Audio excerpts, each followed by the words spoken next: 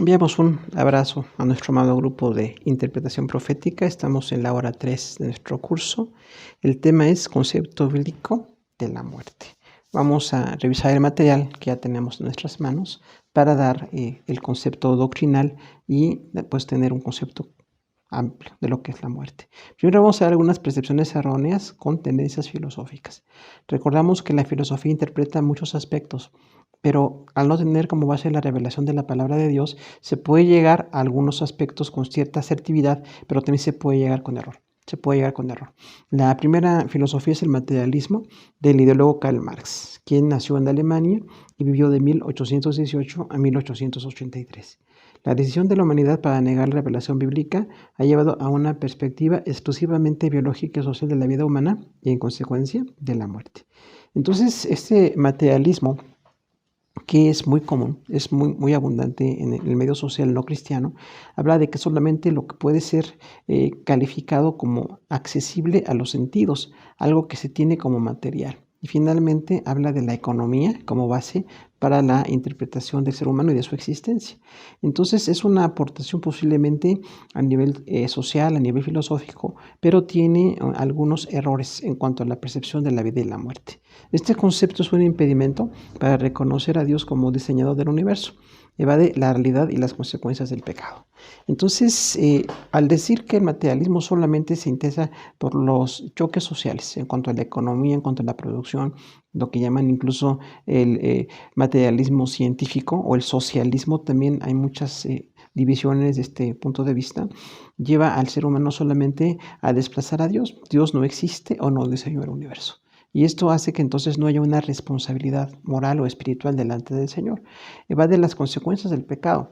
Esto es una conclusión muy peligrosa del materialismo porque no hay concepto de pecado. La persona puede tomar decisiones, puede tomar su existencia como quiere y no hay ninguna consecuencia de esa conducta. Entonces esto lleva a una, digamos, desborde de la conducta del ser humano, dado que no hay una relación con Dios, no hay un concepto de lo que es espiritual. La respuesta bíblica es la realidad de la muerte como castigo por el pecado es evidente y la existencia de Dios innegable. Hechos 17 del 16 al 32 y Romanos 1 del 18 al 32. Entonces la palabra de Dios dice claramente que el pecado tiene como consecuencia la muerte del ser humano vino por el pecado. De Adán y Eva, hablamos entonces de esa muerte espiritual que enseguida trataremos de ver, pero la muerte física es evidente. Tenemos un desgaste, tenemos una cantidad de consecuencias del pecado mismo que va acabando con nuestra vida. Nuestra vida biológica se va debilitando y tenemos que llegar a la muerte física. En Hechos 17, Pablo en Atenas predicó nada menos que en el Areópago, decíamos, en un lugar donde estaban los intelectuales de su momento, los más destacados, y habló de la muerte como consecuencia por el pecado. Y dice que los seres humanos somos responsables delante de Dios. Este evento no fue bien recibido por los atenienses. Cuando oyeron esta responsabilidad moral delante de Dios, ya no les gustó lo que estaba predicando el apóstol. Por eso decimos siempre tenemos que hablar de lo que dice la palabra de Dios, y esto es lo que estamos llegando como conclusión. El pecado da como consecuencia la muerte. Y Romanos 1 del 18 al 32, también texto de Pablo, describe claramente el pecado y sus consecuencias. Y dice que los seres humanos decidieron no tener en cuenta a Dios y por eso se extraviaron. Y tienen muchas conductas de pecado que vienen ahí totalmente detalladas. La segunda filosofía que trata de interpretar a la muerte también es el existencialismo, propuesta por Jean-Paul Sartre de París, quien vivió de 1905 a 1980. Reconoce como única fuente de verdad la existencia del ser humano, pondera la experiencia personal. Entonces, este filósofo dice que solamente la existencia, o sea, lo que la persona puede vivir dentro de su vida personal como deseo, como intención, es lo que puede ser verdad. Para los demás es posible que no sea verdad, pero para el individuo sí. También tiene mucho de lo que es el individualismo o una interpretación del subjetivismo, porque finalmente el ser humano no puede tener la autoridad para interpretar todo lo que le rodea. Se requiere la palabra de Dios. Pero dice entonces que la experiencia viene como fuente para todo lo que es conocimiento y para todo lo que es verdad. Concibe la muerte como aniquilación.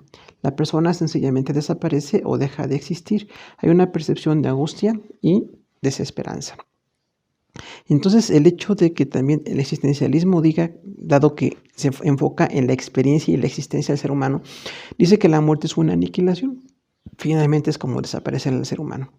La persona desaparece o deja de existir. Y esto es un concepto totalmente erróneo, porque finalmente sabemos que tenemos espíritu, alma y cuerpo. Hay evidencia de que tenemos esas tres partes en nosotros que veremos enseguida también. Pero hay una percepción de angustia sin esperanza. Deja a las personas sin esperanza del perdón, sin esperanza de la vida eterna, sin esperanza de la revelación completa de Dios. La respuesta bíblica al existencialismo: la existencia del hombre es una oportunidad para aceptar nuestra necesidad espiritual y ser reconciliados con Dios. Segunda los Corintios 5:19 y 1 Timoteo 2:5. Entonces, al existencialismo le decimos que la existencia no es una fuente de máxima interpretación de todo lo que nos rodea, sino como una oportunidad. La existencia del ser humano es una oportunidad para ver nuestra necesidad con Dios y aceptar el Evangelio y aceptar el perdón del Señor. La tercera filosofía que tenemos aquí es el agnosticismo, formulada por el estadounidense William Rowe, quien vivió de 1931 al 2015. Los seguidores de esta corriente llegan a aceptar la existencia de un ser superior, pero indican que los seres humanos son incapaces de tener una relación real o personal con él. Entonces, la palabra agnosis quiere decir que no se puede conocer. Esta filosofía es algo diferente al materialismo y al existencialismo, que niegan la existencia de Dios. El agnosticismo llega a aceptar la existencia de Dios, pero dice que el ser humano es incapaz de relacionarse con él. Algo así como si Dios hubiera hecho el universo y lo dejó funcionar solo, y no hay forma de comunicarse con ese creador, con ese diseñador. Entonces, si el hombre es incapaz de relacionarse con un ser superior, se niega la Biblia, se niega la relación con Dios, se niega todo lo que es Dios mismo revelado en su palabra. Entonces, al decir esta pues incapacidad de relacionarse con Dios, deja al ser humano entonces ante una expectativa de muerte, a una expectativa de no tener respuesta a lo que nosotros tenemos como revelación en la palabra. La respuesta bíblica en la Escritura al agnosticismo: encontramos abundante evidencia de la iniciativa de Dios para ser conocido por los hombres.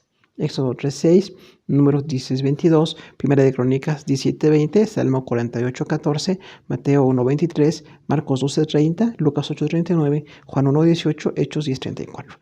En toda la palabra de Dios, desde el Antiguo y Nuevo Testamento, desde el libro del Éxodo tenemos esta primera cita, y en el libro de los Hechos, en el Nuevo Testamento, Dios siempre quiere ser conocido por el ser humano. Dios es un diseñador, Dios ama, Dios tiene el deseo de perdonar a los seres humanos. Nada menos, la muerte de Jesús es la máxima muestra de cómo Dios se interesa por los seres humanos. Dios tiene tal amor, tiene tal necesidad de perdonar y de amar al ser humano, que dio su Hijo para darnos el perdón, y se dio a conocer en todo el Antiguo Testamento. Todo lo que es para los judíos la revelación, Dios manifestó su amor, liberó, llevó a los judíos para acercarse al perdón y a la reconciliación, y en el Nuevo Testamento la reconciliación se da a través de Jesús. Entonces, Dios es un ser que siempre se quiere conocer por los seres humanos, y bueno, esto es una bendición para nosotros, porque Dios no nos necesita, somos nosotros los que necesitamos conocer al Señor. Entonces, el agnosticismo queda muy limitado porque no lleva a una relación completa con Dios. Acepta que Dios puede existir, pero niega que Dios se pueda conocer, que podamos tener una relación con Él. El escepticismo, planteado por Pirón de Elis, filósofo griego, rechaza la existencia de las verdades absolutas y propone enigmas. Es totalmente especulativo. De ahí tenemos entonces el escepticismo como la idea de poner obstáculos a cualquier propuesta o a cualquier revelación absoluta en la palabra de Dios. Y ese es muy, muy antiguo, ¿no? 360 a.C. Realmente este filósofo dice que las verdades absolutas no existen. Y esto es totalmente cercano al humanismo, cercano al existencialismo que tenemos también. Y finalmente dice que no hay nada absoluto y empieza por negar a Dios. Dios es el primer ser absoluto, y entonces si se niega las verdades absolutas, se niega a Dios. También si se niega la palabra de Dios como la fuente absoluta de verdad, la fuente absoluta de revelación, se deja al ser humano sin ninguna posibilidad de conocer al Señor. Por eso el escepticismo tiene como un obstáculo para las cosas de Dios. Propone enigmas. Entonces, estos enigmas eran muy dados en el tiempo de los filósofos griegos, proponer algunas ideas algo ocultas, algo difíciles de conocer o difíciles de decidir. Y los enigmas parecían para ellos muy atractivos, pero por eso decimos que es totalmente especulativo. La especulación del escepticismo es hacer sus propios razonamientos, hacer sus propias especulaciones, pero no llega a una verdad absoluta. Y el escepticismo tiene otras proponentes a lo largo de la historia, incluso en la actualidad, y bueno, solamente se amplía o se adapta la idea inicial. Hay un obstáculo a una revelación absoluta.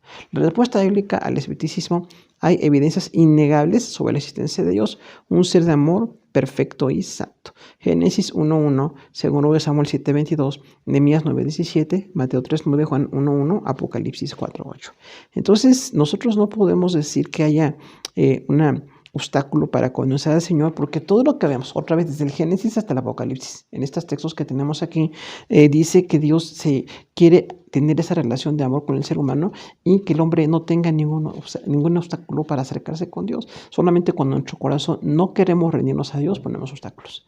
Pero si el ser humano se dispone al contacto con Dios, entonces conocemos a un Dios de amor perfecto y santo. Dios es amor, tiene una serie de cualidades. Cuando veíamos en teología propia todos los atributos del Señor, pues es un ser perfecto, maravilloso, sorprendentemente bueno, perfecto en todo lo que hace y en todo lo que tiene que ver con nosotros. Y bueno, también es santo, o sea, no hay nada que se le pueda atribuir alguna defecto de carácter, alguna falta de virtud. Y este ser perfecto y santo se puede conocer. Entonces, con los escépticos tenemos que decirles que si quitan esos obstáculos para conocer a Dios, podemos conocer al Señor. Y de hecho, ha habido personas que eran escépticas y ahora son creyentes. Cuando ven la palabra y se dejan mover por lo que es la revelación escrita, la obra del Espíritu Santo en sus corazones, la gente puede ser pues cercana al Señor. El panteísmo es propuesto por Juan Escoto Erigena, irlandés, quien vivió del año 800 al 877 después de Cristo. Propone que Dios está en todo el mundo material y es parte de él. Llega al punto de no distinguir entre el creador y su creación. Entonces, esta filosofía tiene más de 1200 años, pero incluso antes de que el panteísmo fuera dado como filosofía, ya había algunas ideas. El que Dios está en todo y todo es Dios. O sea, el panteísmo, pantos todo y teos Dios, quiere decir que Dios está en todo y todo es Dios, pero no es un ser personal. Hay una percepción de Dios con su creación, una identificación con lo material, al punto de que dicen, bueno, puedes ver a Dios en cualquiera. O sea, en una célula, en un tejido, en un órgano del ser humano, en un objeto material, en cualquiera de las partes que constituyen la Tierra, puedes ver a Dios, y en el universo también. Pero no es un ser personal, no es un ser de revelación, ni es un ser que se distinga de la creación. Nosotros vemos en la palabra de Dios que Dios es trascendente, o sea, Dios no está como parte de su creación, y Dios es inmanente, que Dios se relaciona con su creación. Tenemos esos dos conceptos en teología muy importantes, pero tendríamos que llegar a la conclusión de que el panteísmo es totalmente improbable. No es posible que alguien diga que Dios está en todo y que todo es Dios. La respuesta bíblica en la Santa Biblia enseña que Dios es eterno y no es parte de su creación.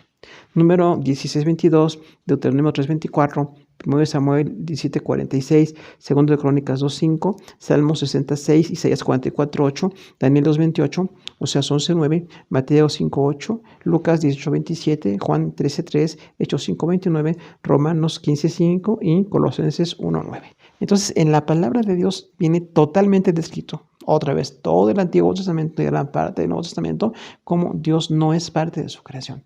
Dios es distinto, es un ser personal, perfecto y eterno, formado por tres personas, el Padre, el Hijo y el Espíritu Santo, y son personas perfectas, divinas y totalmente separadas de la creación. Se relacionan con la creación, aman a la creación, sostienen la creación, pero no son parte de la creación. Entonces, al panteísmo tenemos que decirle esta respuesta y vemos que es muy abundante. Ya cada uno de nosotros, si tenemos el tiempo, vemos los textos y podemos dar una respuesta con cada texto a estas filosofías que pues alejan al hombre de la realidad de la muerte y de la necesidad de reconciliación y de perdón y de resurrección. Nada menos así, estas filosofías alejan al ser humano de la posibilidad de llegar a la salvación.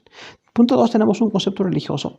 Ya vimos algunas filosofías, al menos 5 filosofías, hay otras. Nada más pusimos algunas muy trascendentales, 5, y tenemos ahora un concepto religioso que es la reencarnación. La reencarnación es una pretensión de que el alma humana puede volver a tomar vida en el cuerpo de otros seres. Maneja la teoría del karma, palabra del idioma sánscrito de la India, que acepta la posibilidad de reencarnar en un ser superior o en un ser inferior con base en la conducta, buena o mala, de cada persona. Entonces, esta idea de la reencarnación también es como pues, un recurso humano para pensar que la muerte no acaba con la vida del ser humano, pero hay una serie de vueltas a vivir, vuelven a encarnar, dice, ¿no? Entonces, esta reencarnación es totalmente ajena a la palabra de Dios, porque realmente sería como muy especulativo que cada persona piense que reencarnó o que dejó de reencarnar o cuántas veces tiene que reencarnar la persona. Y de acuerdo a algunas ideas religiosas se puede adaptar la reencarnación como una interpretación básica, pero también hay diferentes conceptos religiosos, básicamente orientales, que hablan de esa manera, como que no es tan importante aceptarse a Dios o ser perdonado por el Señor Jesucristo porque vuelve la persona a reencarnar. También es un concepto totalmente elitista, porque vemos ahí entonces que la idea de que algunos reencarnan en seres mejores o en seres inferiores según la conducta humana, buena o mala, es algo totalmente especulativo. La persona es como el juez de sí mismo, y algunos conceptos incluso religiosos de este aspecto de lo que es la reencarnación llegan a tener pues conclusiones totalmente erráticas y erróneas de lo que es el ser humano y la vida. Esa idea del karma como una base de que lo bueno tiene consecuencias con cosas buenas y lo que es malo también tiene consecuencias en algo negativo o destructivo, es totalmente especulativo.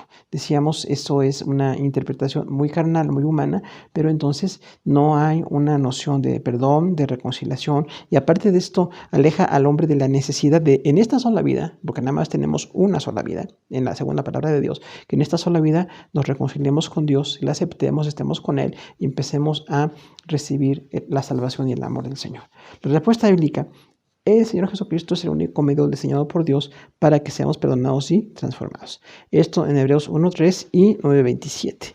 Entonces, definitivamente el único medio para que la gente tenga vida es Jesús, pero no es una vida de reencarnaciones, es la vida eterna.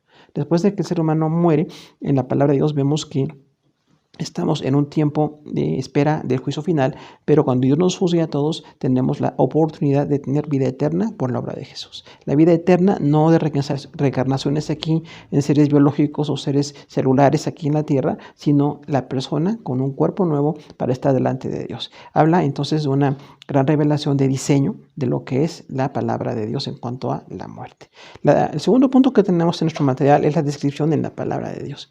Vamos a ver ahora, después de ver filosofías y una religión, qué dice la palabra de Dios respecto a la muerte, y tenemos una cantidad grande de material a este respecto. El primer punto es la etimología, el origen de la palabra muerte. Es, inciso A, la palabra griega thanatos significa separación. Entonces ya nosotros sabemos perfectamente este concepto de thanatos, una palabra griega que era separación. Se usaba para muchos aspectos, la palabra separación, pero cuando el ser humano vio en la revelación de Dios que el Señor permite que se separe el espíritu del alma y el cuerpo, se dice que esa es la muerte o el thanatos. De ahí que incluso hoy tengamos tanatólogos, ¿no? Y en un tiempo de crisis tan fuerte como el que estamos viviendo, la tanatología es una ciencia que está creciendo, que está desarrollándose y trata de dar respuesta al ser humano para enfrentar la muerte. En el momento previo a la muerte, equipar con herramientas para enfrentar la muerte, durante la misma muerte también tener una conducta un poco más asertiva, pero también después de la muerte valorar otro tipo de decisiones para continuar, los que quedamos como dolientes de alguien que muere. Pero la idea de muerte viene desde el Antiguo Testamento, muy bien diseñada y muy bien explicada. La muerte física es la separación del espíritu, alma y cuerpo, decíamos, ¿no?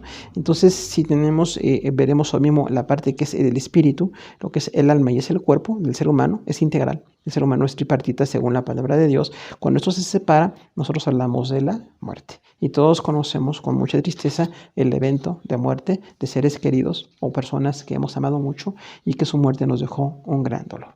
Punto 2, tenemos doctrina. Tenemos aquí algunas áreas de doctrina respecto a la muerte. Inciso A, la Biblia afirma que Enoc caminó con Dios. Génesis 5:22 y Hebreos 11:5. Entonces vemos en la palabra de Dios que hubo dos personas que no murieron como el resto de los seres humanos que han muerto Antiguo y Nuevo Testamento, y Enoc fue un hombre tan santo, tan entregado a Dios, que dice, Dios lo traspasó de lo que era la vida terrenal, fue traspuesto por Dios, dice originalmente, y caminó con Dios. Entonces, este es un hecho en el que Dios, por su absoluta soberanía, permitió que un hombre llegara directamente a su presencia y está en el estado intermedio esperando el juicio final, esperando la vida eterna, pero no pasó por la muerte física aquí en la tierra. Es un caso de verdad sorprendente de cómo Dios en su autoridad permite que la justicia de una persona tenga un gran premio de no haber tenido aquí la muerte física. Fue transformado de inmediato de la parte material a la parte espiritual. Están ahí los dos textos. Otro hombre que también tuvo esa experiencia tan espectacular fue Elías. Elías fue llevado a la presencia de Dios, Segunda de Reyes 2:11, en todo el contexto. Nos habla de este profeta de Dios tan dedicado, de hombre de milagros, de una humildad, de una sencillez, de un apego a la palabra sorprendente. Y bueno, este ministerio de milagros, de retos, de desafiar al rey del norte de Israel y decir que no iba a llover o que sí iba a llover, desafiar profetas, un hombre que de veras estaba totalmente entregado a Dios. Dice la palabra del Señor que tuvo un discípulo. Su discípulo Eliseo no quería ver que su maestro iba a morir. Y fue algo de mucho amor de ese discípulo, un gran discípulo, Eliseo, que también fue un profeta de muchos milagros. Pero dice la palabra de Dios que en un carro de fuego Dios permitió que llegara y Elías subió al cielo en ese carro de fuego. Igual fue trasladado de la parte material a la parte espiritual en un evento milagroso. Enoc caminó con Dios, habla así nada más, pero Elías dice que fue llevado en ese carro de fuego con caballos de fuego. Entonces Dios coronó igual en su perfecta soberanía a un siervo de Dios con su ministerio tan destacado y pues no ha muerto este hombre. De ahí que algunos piensen que cuando dice la Biblia los 2 testigos, hablamos de 2 personas que van a predicar en la gran tribulación. Algunos piensan que puede ser Enoc y Elías porque no murieron aquí en la tierra. Es una posibilidad, pero pensamos que es mucho más fuerte la posibilidad de que sea Moisés quien esté en ese caso y Elías también, por la soberanía del Señor y por los milagros que dice que hicieron. Enoc fue un hombre muy justo, no tuvo un ministerio como el de Elías y Moisés. Pero es una, perspectiva que se puede ver las 2 posibilidades. La muerte espiritual, separación definitiva respecto a Dios, es la otra parte de la muerte espiritual. Ya no es separación del espíritu en mi cuerpo, es la separación en cuanto a Dios. Que el ser humano se separe de Dios en la muerte espiritual y finalmente si no hay idea de salvación o de arrepentimiento, la persona quedará permanentemente separada de Dios en la eternidad. Ese es el concepto de la palabra de Dios. En la Sagrada Escritura también es llamada segunda muerte. Y los seres humanos que se alejan de Dios están muertos espiritualmente. Eclesiastés 12:13, Isaías 59:2, Juan 8:24, Romanos 2 del 4 al 11 y 7:24 y Apocalipsis 2:14. Entonces es muy abundante la idea de la muerte espiritual o segunda muerte que decíamos, que es ser separado la persona en cuanto a Dios, y entonces se habla de otra vez la palabra tánatos, separación, pero ya se separa permanentemente de Dios si no hubo la salvación. El Señor Jesucristo terminó con el concepto de la muerte, con este imperio, Juan 3:15, 16 y 36, Romanos 6:16, 1 Corintios 3:22 y 15, 56 y 57, Efesios 3:16, Filipenses 1:23, 1 Tesalonicenses 4:18 y 14, 2 Timoteo 1:10 y Apocalipsis 21:4. Entonces el Señor Jesús terminó con el imperio de la muerte. Ya la muerte no tiene que ser eterna, la muerte física sigue, todos tenemos la muerte física como una consecuencia del pecado, pero la segunda muerte del Señor Jesús la resolvió con su muerte en la cruz. Por eso dice la palabra que cautivó la cautividad, o sea, terminó con un imperio de la muerte que no había idea de resurrección hasta que Jesús vino. En el Antiguo Testamento solamente había la noción de que el perdón se lograba con aquellos sacrificios, buscando un cambio en el corazón del ser humano, pero el que hace un sacrificio absoluto y completo y saca al hombre de la necesidad de continuar sujeto al pecado es Jesús y nos libra de la muerte eterna. Los cristianos tienen un concepto particular sobre la muerte. Tenemos al menos 6 ideas. La primera es una consecuencia inevitable del pecado.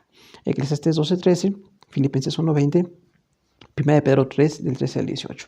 Entonces, la idea de los cristianos de la muerte es la idea bíblica, la idea que tenemos, todo tiene que ser bíblico, bien interpretado, y el pecado entonces lleva a una consecuencia que es la muerte. El pecado llevó a la muerte y entonces la muerte es una consecuencia inevitable. Vamos a morir físicamente, pero la muerte espiritual puede ser solucionada aceptando a Jesús como nuestro Salvador. Es también el término de la vida terrenal, Salmo 104:29, Isaías 38:12. Entonces la vida terrenal termina con la muerte física aquí y tenemos una consecuencia universal del pecado que vamos a enfrentar. Hay una circunstancia que requiere fe, Juan 10:18, Apocalipsis 2:11, 12:11 y 26. Esto quiere decir que la muerte requiere fe porque aun cuando estemos muriendo, no apartarnos del Evangelio, que es un reto grande, de verdad, que ante la disminución de nuestra vida biológica, las enfermedades, los accidentes, todas las causas de muerte que tenemos, se requiere fe. que Dios nos conceda la fe para enfrentar la muerte, porque la vamos a enfrentar cuando Dios lo tiene dispuesto, pero que tengamos una preparación espiritual, que tengamos una dedicación, que tengamos un crecimiento en la palabra de Dios, una permanencia en las cosas de Dios, para que esa muerte se pueda enfrentar con fe. Todos tenemos testimonios de hermanos muy queridos, muy firmes en la fe, que aún en su muerte fueron de testimonio, que fueron firmes aún a pesar del gran dolor, de la gran disminución de sus facultades. Dios les dio un gran testimonio con una muerte de testimonio para los demás. Vimos a personas con la victoria espiritual, con el consuelo que Dios da, o una crisis que se convirtió en bendición. Finalmente, entonces, hay una diferencia, quienes mueren sin Cristo y quienes morimos en Cristo. Una diferencia radical.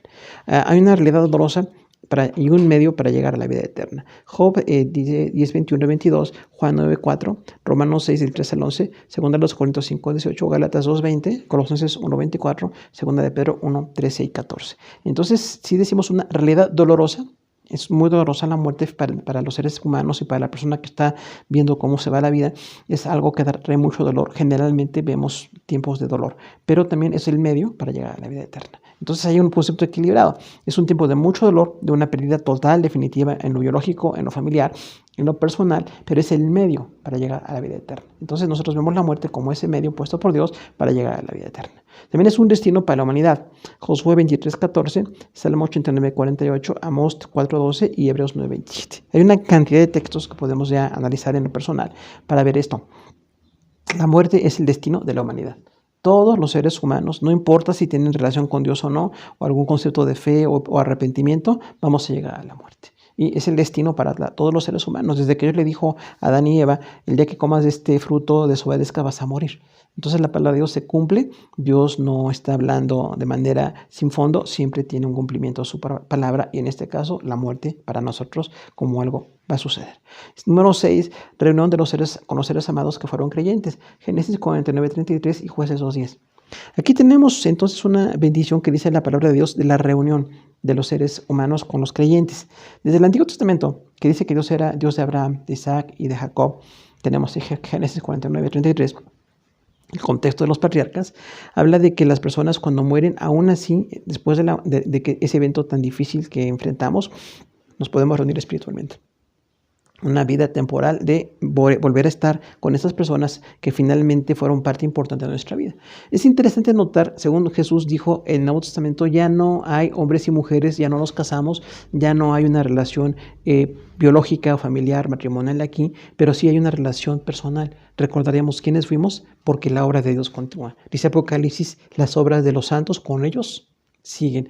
O sea, hay un testimonio de quiénes fuimos, no se pierde la noción, se pierde la relación familiar y decíamos el hecho de ser hombres y mujeres, ya el cuerpo será nuevo, una alma perfeccionada delante del Señor, y el Espíritu dice la palabra que vuelve a Dios quien lo dio. Entonces es un cambio pues así radical, la muerte para nosotros, pero no nos perdemos de las personas con quienes amamos o quienes estuvimos en un contacto. Ya en la vida eterna, también en la ciudad celestial, habla de ese testimonio de la vida, de la fe. Por eso es un costo muy alto, pero de mucha bendición. Las personas que son fieles a las cosas de Dios siguen siendo bendecidas después de la muerte. El ser humano ante la muerte, tenemos aquí las tres partes: espíritu, alma y cuerpo, las tres palabras originales de lo que es cada una de esas partes, y con esto vemos de manera completa lo que dice la palabra de Dios. El espíritu, la palabra griega neuma, dado por Dios como principio de vida, aporta sensibilidad única en los seres humanos. Job 15:3, 32:8, Salmo 31:5, 78:8, Proverbios 16:2, 20:27, Eclesiastés 3:21, 8:8, 12:7, Oseas 9:7, Lucas 1:47, Juan 4:23, Hechos 7:59, 23:8, Romanos 8:10, 1 Corintios 5:5, 12:10, 14:14, Efesios 4:23, 1 de Tesalonicenses 5:23, Hebreos 1:3, 12:23 y Santiago 2:26. Es una cantidad de textos que hablan del Espíritu. Decíamos entonces, es una parte de vida en los seres humanos. Desde que Dios a Adán le dio el Espíritu, dice que sopló en la nariz de lo que era el barro formado del cuerpo de Adán, dice Dios sopló aliento de vida y fue Adán una alma viviente. Entendemos ahí lo que es el espíritu y el alma. El espíritu nos da vida temporalmente, nos permite estar vivos delante de Dios, y de hecho la respiración es determinante para que vivamos, para mantenernos vivos, pero además de esto ahí viene la parte espiritual, o sea, lo que tiene concepto de Dios. Tiene una sensibilidad, pusimos aquí, única en los seres humanos, tiene comunión con Dios, acepta la presencia de Dios, es sensible a la presencia de Dios y a todos los asuntos espirituales. Somos sensibles a la palabra, sensibles a la presencia de Dios, sensibles a lo que Dios hace con su palabra en medio de nosotros en nuestro espíritu. Todos estos textos tienen mucho que ver a este respecto y nos hablan de que el ser humano tiene esa diferencia. Somos los únicos seres creados con la capacidad de tener comunión con Dios. También el Espíritu nos da conciencia del pecado, nos da conciencia de que somos responsables delante de Dios y necesitamos ese arrepentimiento. Y todo lo que es el conocimiento espiritual, la revelación, el conocimiento, la iluminación en la palabra viene en nuestro espíritu. Entonces el espíritu es una parte importantísima en el ser humano y tenemos que darle el lugar que tiene, porque nosotros como personas normalmente tenemos más énfasis en lo que es físico, que veremos ese del cuerpo humano. Y tenemos ahí una cantidad de información y de necesidades, pero también así de importante como es el cuerpo y el alma, que veremos enseguida un poquito de manera breve, también nuestro espíritu es determinante. Tenemos de hecho que darle la misma importancia espíritu a mi cuerpo. Una persona convertida le da importancia a su espíritu. La persona no convertida no tiene idea del espíritu, no le importa la comunión, no le importa tener oración, no le importa arrepentirse porque no ha renacido espiritualmente. Pero los seres humanos que estamos en Cristo, el espíritu nos da esa sensibilidad, esa necesidad, esa convicción también que viene en la palabra de Dios. Dios convence a nuestro espíritu, dice ahí, habla a nuestro espíritu y de esa manera tenemos un crecimiento. Y tenemos que orar cada día para ser más sensibles en lo espiritual, tener un crecimiento espiritual, una madurez espiritual y que el objeto de Dios para darnos vida espiritual se pueda cumplir de manera absoluta. La segunda palabra es psique, después de neuma, que es espíritu. Alma es psique, constituida por intelecto, sentimientos y voluntad. La segunda parte del ser humano, entonces, es la parte que no es todavía física, pero es más con la personalidad. Tiene que ver con la personalidad.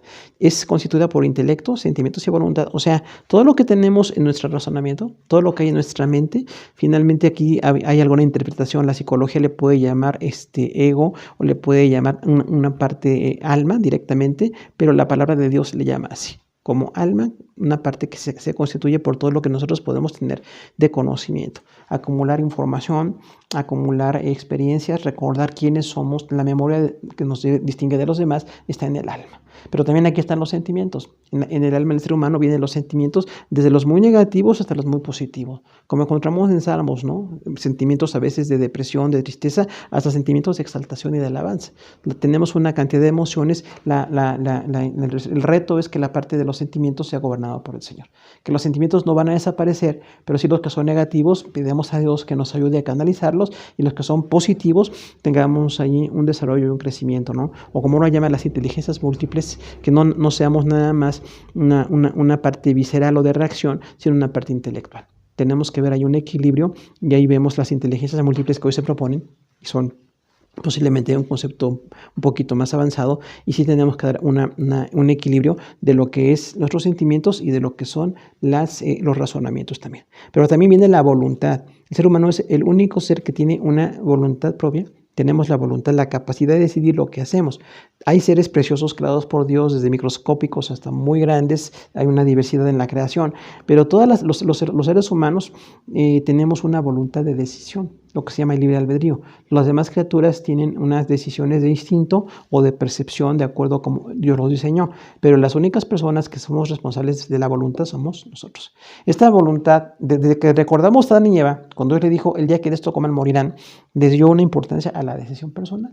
Dios nos creó con esta capacidad de decidir y tenemos la voluntad propia. No hay nadie que decida por nosotros, porque a veces incluso podemos culpar a otras personas. Hay quienes incluso culpan a Satanás o culpan a demonios. No hay ningún ser que nos pueda influir. La voluntad es propia. Es individual y tiene que tomar esa decisión. El alma es inmortal.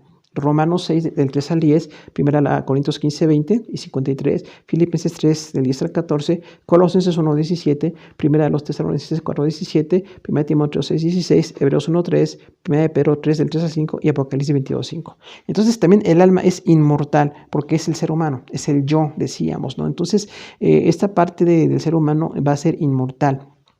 No se desconecta, como decíamos con algunas filosofías, no se acaba, es responsable delante de Dios. Cambia la vida de la vida física o biológica que tenemos ahora a una vida espiritual, pero la persona va a continuar y es inmortal el alma. Entonces, esta es una aportación de la palabra del Señor. Tenemos inmortalidad, pero hay que ser responsables ante la inmortalidad, porque puede ser inmortalidad de juicio o inmortalidad de bendición y de salvación. Número 2, parte del ser humano que necesita salvación. Génesis 1:26, Salmo 17:5, Daniel 12:2, Mateo 22:32, Lucas 20:38, Juan 11:25 y 26, Hechos 7:59, 1 Corintios 5, de 1 al 4. Entonces, el alma es la que requiere salvación, porque es donde el pecado se toma la decisión.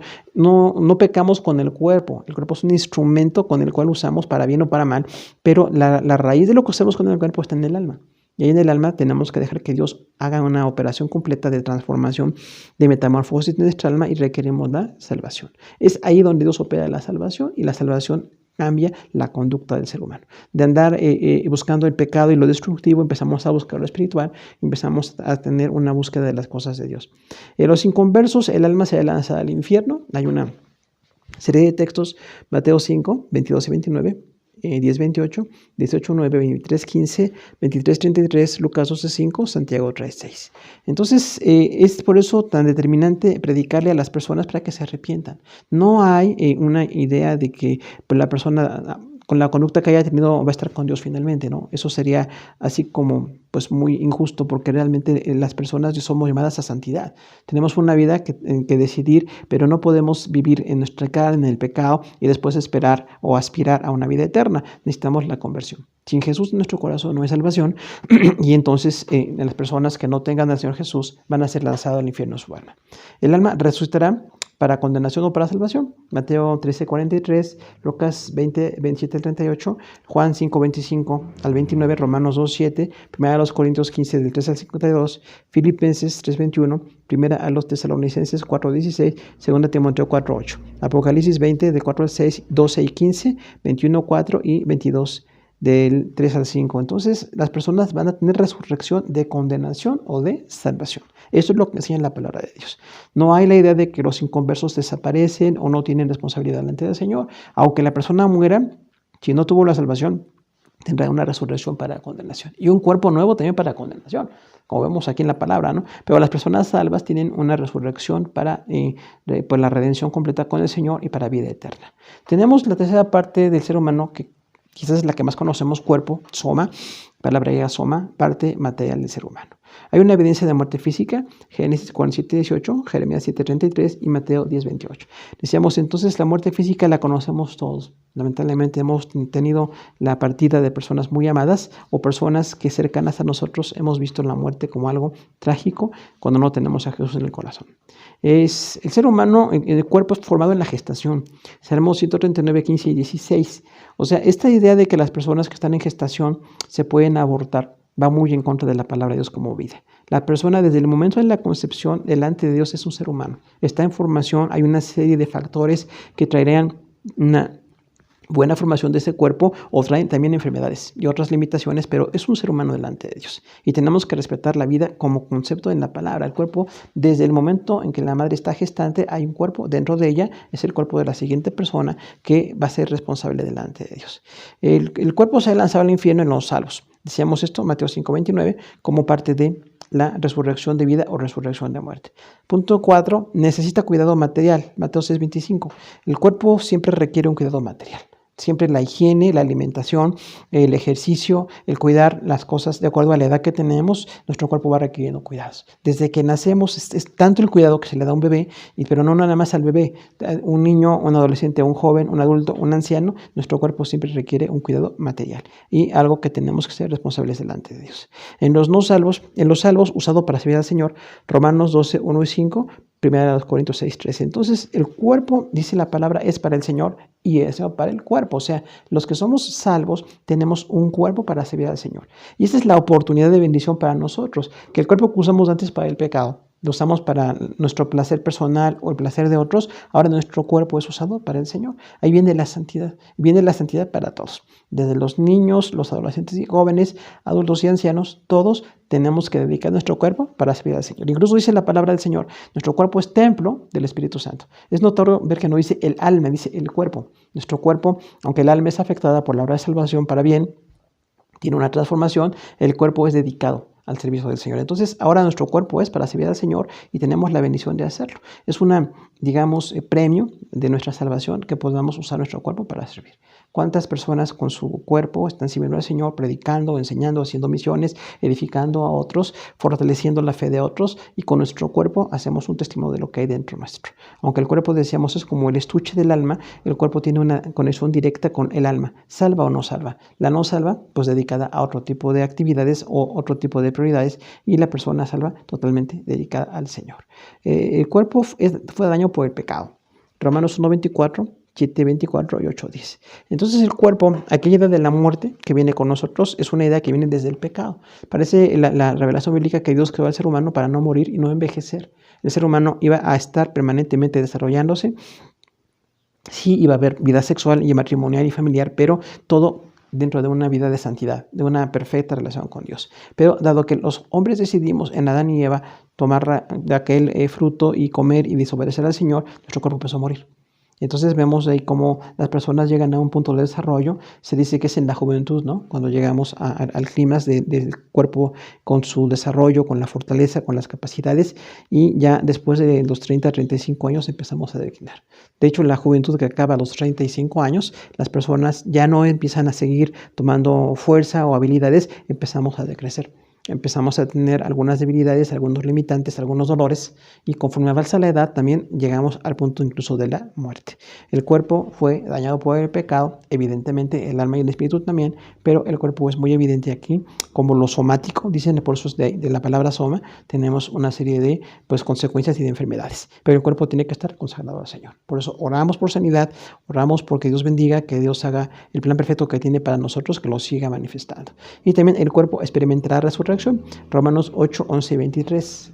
Esta doctrina dada por Dios al Espíritu Santo a Pablo dice que el cuerpo va a resucitar. Entonces, cuando el cuerpo muere, queda aquí enterrado, se va degradando, se puede convertir en esporas, pero de esas mismas esporas o de esa parte de lo que fue el cuerpo, Dios hará un cuerpo nuevo. Dice la palabra, tenemos un cuerpo nuevo y experimenta la resurrección. Vemos un gran equilibrio. El cuerpo fue dañado por el pecado, se va dañando hasta que muere, pero también el cuerpo experimenta la resurrección. La palabra resurrección que dijo Jesús, volver a tomar vida por la gracia de Dios, por la obra del Señor, es una esperanza que todos tenemos. Vamos a tener resurrección si estamos en las cosas de Dios. Entonces, el cuerpo va a resucitar y decíamos, bueno, tenemos aquí una responsabilidad ante el Señor. Mi cuerpo aquí en la tierra, en los años que tengo, es una bendición servir, hacer la obra que Dios quiere, que su voluntad sea cumplir mi vida, pero también mi cuerpo para la vida eterna lo voy consagrando con santidad, o la gente que no se consagra y su cuerpo lo usa para el pecado, va a tener un cuerpo de condenación. Terminamos. Entonces, hermanos, con el concepto bíblico de la muerte, les enviamos nuevamente nuestro amor a todos. Gracias por su atención.